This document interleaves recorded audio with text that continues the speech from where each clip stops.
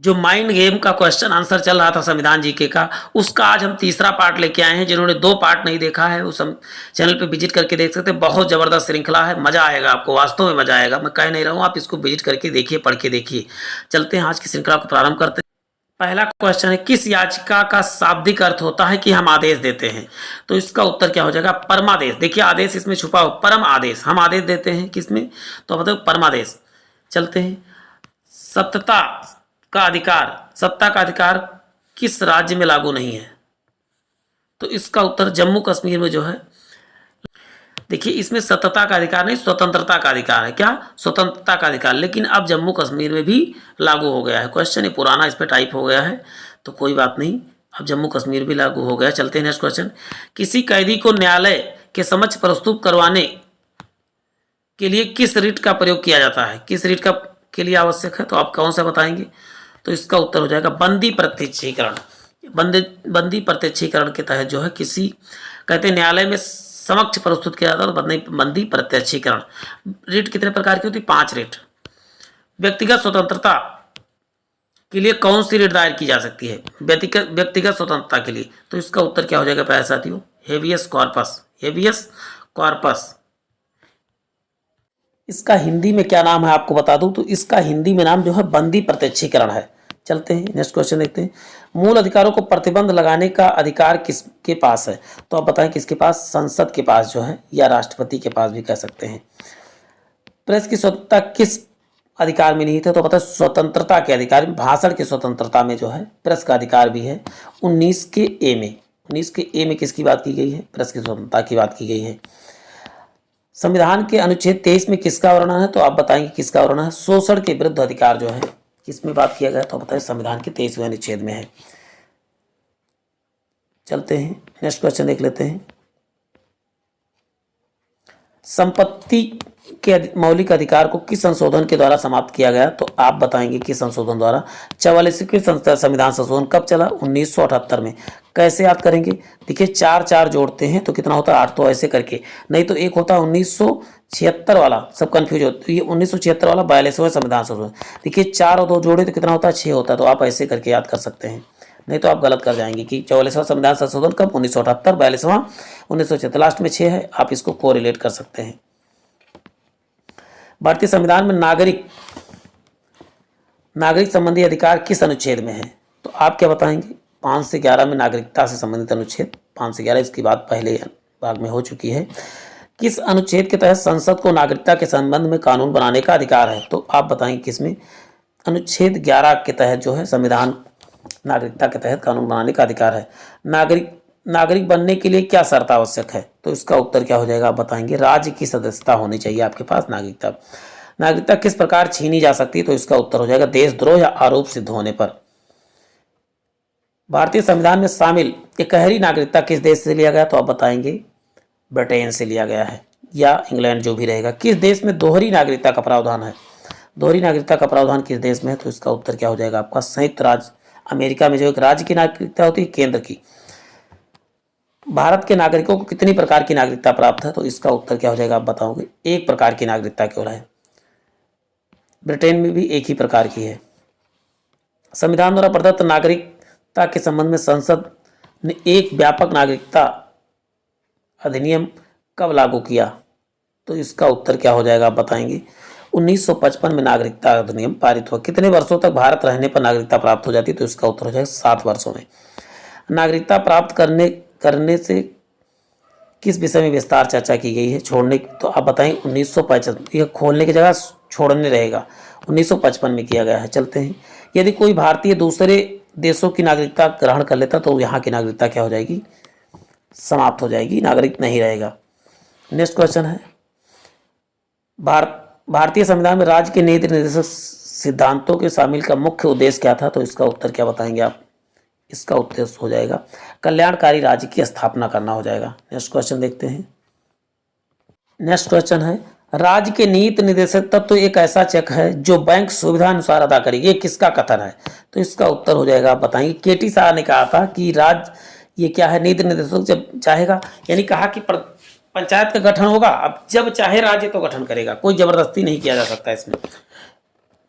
भारतीय संविधान का कौन सा अंग समाजवादी व्यवस्था लागू करने की प्रेरणा देता है? तो इसका उत्तर क्या हो जाएगा? नीति निर्देशक तत्व जो है समाजवादी व्यवस्था लागू करने की प्रेरणा देता है। संविधान के कल्याणकारी राज्य का आदेश कौन देता है? तब भी आप बताएंगे क्या हो जाएगा? नीति निर्देशक तत्व ही हो जाएगा। नीति निर्देशक तत्वों का क्रियान्वयन किस पर निर्भर करता है? तो इसका उत्तर क्या बताएं? सरकार के पास उपलब्ध संसाधनों पर। चलते हैं। मौलिक अधिकार वह या राज्य के निर्देशक तत्वों को क्या समानता है? तो इसमें क्या है? एक दूसरे के पूरक है। समानता नहीं, एक दूसरे क्या है? पूरक है। नीति निर्देशक तत्व को कार्यान्वित करने के लिए मूल अधिकारों का हनन हो सकता है? तो इसका उत्तर कुछ का हो सकता है, सबका नहीं। समान कार्य के लिए समान वेतन भारत के संविधान में कहाँ सुनिश्चित किया गया? तो इसका उत्तर बता दूं, राज्य के नीति निर्देशक तत्व यानी directive principle of state policy में। भारत के संविधान में अंतर्राष्ट्रीय सुरक्षा को प्रोत्साहन देता है, कहाँ सन्निहित है? इसका उत्तर क्या हो जाएगा प्यारे साथियों? राज्य के नीति निर्देशक तत्वों में जो है अंतर्राष्ट्रीय सुरक्षा को प्रोत्साहन देने की बात किसमें की गई? तो राजनीतिक तत्व के द्वारा। भारतीय संविधान में कौन सा अंश भारत के नागरिकों को आर्थिक न्याय प्रदान करता है? तो इसका उत्तर क्या हो जाएगा? नीति निर्देशक तत्व में जो आर्थिक न्याय की बात की गई है। राज्य के नीति निर्देशक तत्व, यहाँ गाजी लिखा, राज्य के नीति निर्देशक सिद्धांतों में किस अनुच्छेद के संबंध में अंतर्राष्ट्रीय शांति और सुरक्षा की बात की गई है? तो आप बताओगे 91 में। 91 में क्या किया गया है? और 50 में क्या कहा गया है? लोग क्या बोलते हैं, कार्यपालिका और न्यायपालिका को अलग करने की बात की गई है। चलते हैं, नेक्स्ट क्वेश्चन देख लेते हैं। राज्य के नीति निर्देशक सिद्धांतों के अनुसार किस एज तक के बच्चों को निःशुल्क अनिवार्य शिक्षा दी जानी चाहिए? तो अब बताओगे 14 वर्ष से 6 से 14 वर्ष। 6 से 14 वर्ष के बच्चों को क्या करना चाहिए? निःशुल्क अनिवार्य शिक्षा। 6 से 14 वर्ष, केवल 14 नहीं, 6 से 14 वर्ष तक। भारत में किस राज्य में समान नागरिक संहिता लागू? तो इकलौता राज्य है, कौन सा? गोवा हो जाएगा। नीति निर्देशक तत्वों का महत्व किसके लिए है? तो आप बताओगे राज्य के लिए है। समान न्याय और निःशुल्क विधि सहायता का प्रावधान किस अनुच्छेद में? समान न्याय, संसार नहीं, समान न्याय। तो इसका उत्तर क्या हो जाए? अनुच्छेद 39 में जो है समान न्याय और निःशुल्क विधि सहायता के बारे में उल्लेख किया गया है। राज्य के नीति निर्देशक तत्व में कौन सा अधिकार शामिल नहीं है? तो इसका उत्तर क्या बताएंगे? आपका सूचना का अधिकार जो है राज्य में शामिल नहीं है। भारत की संघीय व्यवस्थापिका को किस नाम से जाना जाता है? तो इसका उत्तर क्या बताएंगे? संघीय व्यवस्थापिका को संसद के नाम से जाना जाता है। भारतीय संसद का निर्माण कैसे होता है? तो इसका उत्तर क्या हो जाएगा आपका? लोकसभा, राज्यसभा और राष्ट्रपति। देखिए, लोकसभा का किस में उल्लेख है? तो आप बताओगे 80 में, और राज्यसभा का 81 में, राष्ट्रपति का कितना है? 52वें अनुच्छेद में। तीनों का अनुच्छेद आपको याद होना चाहिए। संसद का किस में है? तो संसद के तीनों पार्ट हैं, तो संसद का 79 अनुच्छेद में है। चलते हैं, संसद के कितने सदन हैं? तो आप बताओगे संसद के 2 सदन है, एक लोकसभा, एक राज्यसभा। संसद यहाँ है, मंसद नहीं, संसद। संसद की किस सदन में प्रतिनिधि सभा कहा जाता है? किस सदन को प्रतिनिधि? तो लोकसभा को लोकप्रिय सदन के नाम से भी जाना जाता है। संसद का अस्थायी सदन कौन सा है? तो राज्यसभा अस्थायी सदन है। किस अनुच्छेद में बात की गई है? तो आप बताओगे भारतीय संसद का तीसरा अंग कौन सा है? पूछा गया भारतीय संसद का तीसरा अंग कौन सा है? तो इसका उत्तर क्या होगा? आप वीडियो रोक के दें। राष्ट्रपति है। पहला अंग क्या है? तो लोकसभा, दूसरा राज्यसभा और राष्ट्रपति। चलते हैं, संसद के 2 क्रमिक अधिवेशनों के मध्य कितना समयांतराल होना चाहिए? तो इसका उत्तर हो जाएगा मिनिमम 6 माह होना चाहिए। भारतीय संसद को कौन भंग कर सकता है? कौन भंग कर सकता है? तो इसका उत्तर आप बताएंगे राष्ट्रपति भंग कर सकता है। भारतीय संसद की संप्रभुता किसमें प्रतिबंधित है? किससे प्रतिबंधित? तो आप बताएंगे न्याय समीक्षा से। भारतीय संसद के दोनों संयुक्तों की संयुक्त बैठक के संबंध में कौन सा अनुच्छेद है? तो इसका उत्तर हो जाएगा आप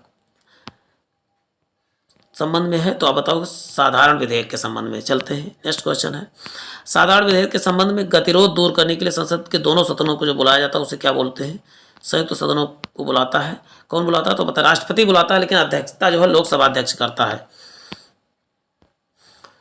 स्वतंत्र भारत के अब तक कितनी बार संयुक्त अधिवेशन हो चुकी? तो आप बताएंगे 4 बार हो चुकी। चलते हैं, क्या राष्ट्रपति या उपराष्ट्रपति कभी संयुक्त अधिवेशन की अध्यक्षता करते हैं? नहीं। कौन करता है? तो लोकसभा करता है। राष्ट्रपति उपराष्ट्रपति कभी नहीं करते हैं। एक वर्ष में कम से कम कितने बार संसद की बैठक होनी चाहिए? तो मिनिमम 2 बार होना चाहिए। क्या? क्योंकि क्या मिनिमम 6 बार में होनी चाहिए, तो इसका मतलब क्या 2 बार, वैसे 3 बार होती है। संसद के दोनों सदनों को संयुक्त बैठक की अध्यक्षता कौन करता है? तो बताओगे लोकसभा अध्यक्ष। बुलाता कौन? तो आप बताओगे राष्ट्रपति। संसदीय प्रणाली को किसकी संसदीय प्रणाली शून्यकाल किसकी देन है? तो आप बताओगे भारत की देन है। चलते हैं, संसद की कार्रवाई का प्रथम विषय कौन सा होता है, तो आप बताओ प्रथम विषय कौन सा होता है, बताइए। प्रश्न काल क्या होता है, प्रश्न काल होता है। दूसरा क्या होता है, शून्यकाल होता है। किस विधेयक में संसद के दोनों सदनों द्वारा अलग अलग विशेष बहुमत से पारित किए जाते हैं, तो आप बताओगे संविधान संशोधन विधेयक को। संसदों के वेतन का निर्माण कौन करता है, तो संसदों के वेतन का निर्माण संसद ही करते हैं, संसद करता है। संदेह पर डाली की वाली सरकार अन्य किस नाम से जानी जाती है, तो इसका बताएंगे आप, संघीय संसद के नाम से जानी जाती है। नेक्स्ट क्वेश्चन देख लेते हैं। स्थायी सदन भारत की में कब तक रही, स्थायी सदन, तो आप बताओगे 7 अप्रैल 1952 तक स्थायी रही। चलते हैं, 17 अप्रैल है। संसद भवन पार्लियामेंट का हाउस का उद्घाटन कब हुआ, तो इसका उत्तर हो जाएगा आपका 1927 में। नया वाले का कब हुआ, तो आपका नए वाले संसद भवन का निर्माण 2023 में हुआ, 2023 में। 27 चलते हैं।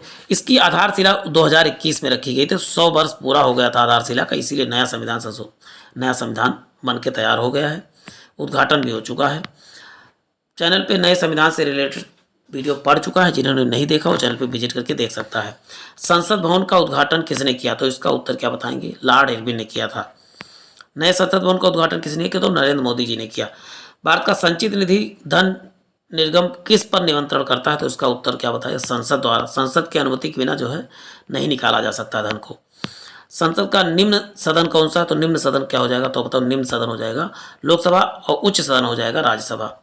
साथियों आज के इतना ही, फिर मिलते हैं नए सेशन में। जय हिंद, जय भारत।